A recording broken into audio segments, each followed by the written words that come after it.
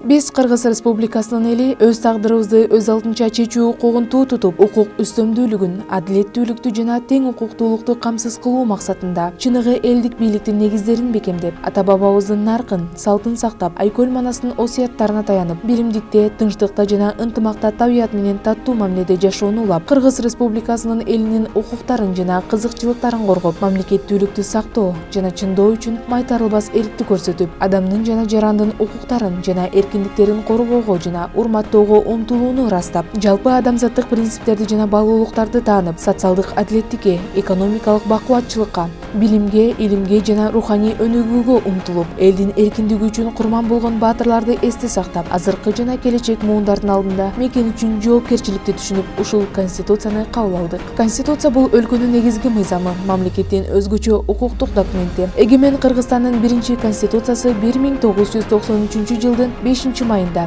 350 депутаттан турган легендарлуу парламент тарабынан кабыл алынган. Ал эми жаңы конституция 2021 жылдын 11-апрелинде референдумда бүткүл элдик добуш берүү менен кабыл алынды. Кыргыз Республикасынын 2021 жылдын 5-майындагы мыйзамы менен кабыл алынган.